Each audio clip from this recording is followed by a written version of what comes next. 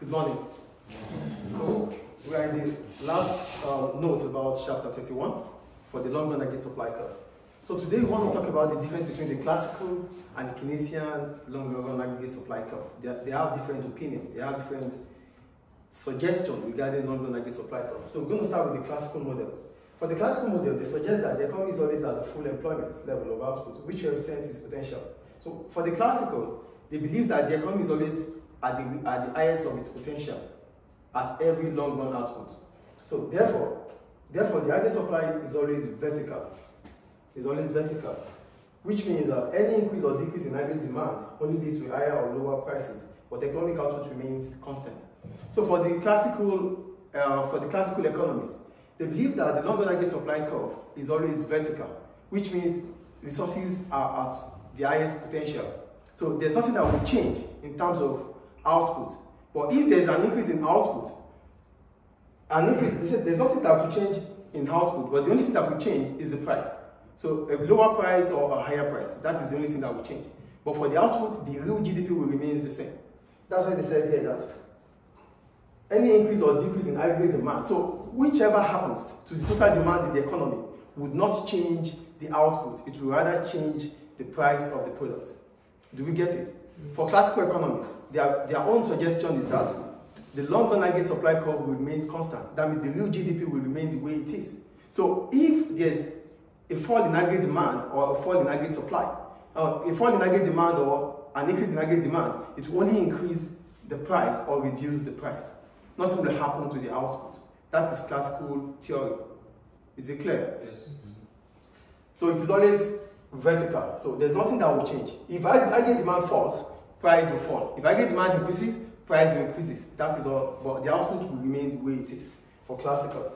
For the Keynesian, their own suggestion is different from the classical. For Keynesian, they said that the economy is always at the full employment level of output, which means it could be below or above its potential. This implies that wages and prices are sticky in the short run. So that means wages and prices are unpredictable in the short run. Sticky means unpredictable, yeah. So because of this unpredictability, the aggregate supply curve is therefore upward sloping. It's always upward sloping, representing slope instead of vertical, which represents less wages and price flexibility. So it means that in the short run, price is flexible. Do you get it? For the Keynesian, their own suggestion is that in the short run, price has flexibility. So because there's price flexibility, it means aggregate supply curve will always be upward slope. Do we get it? So in summary, for the classical theory, it is based on price flexibility, which means that the market will remain the same, and all employment, the market will be at equilibrium because resources are fully employed.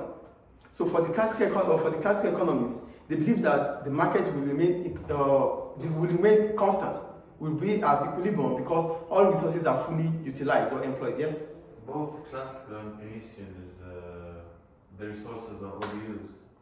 Yeah, for the Keynesian, they believe that aggregate demand is the reason why we have uncertainty in the market. That's for the Keynesian. That's why we are always at disequilibrium. So that means for the Keynesian, they always advocate for government intervention. That the market will never be at equilibrium. But for the classical, they believe the market is always at equilibrium because resources are always fully employed in the long run. But for the Keynesian, they believe that resources, no matter what happens, resources are always not fully utilized. That means there's always unemployment within the economy.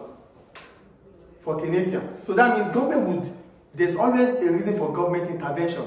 That's the difference between classical economists and Keynesians. For the Keynesians, they don't believe that the market can reach equilibrium based on the fact that there's unpredictability in aggregate supply, aggregate demand in the economy.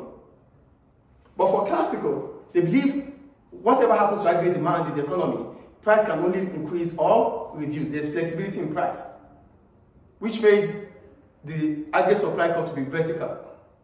For Keynesian, they see it as upward because at any point in time, aggregate demand might decrease. And because aggregate demand continues to increase in the economy, it brings about uncertainty. Do you get it? So because there's uncertainty in the market is always at disequilibrium, meaning that government must intervene. Is it clear? Yeah. Any question about it? No. Thank you.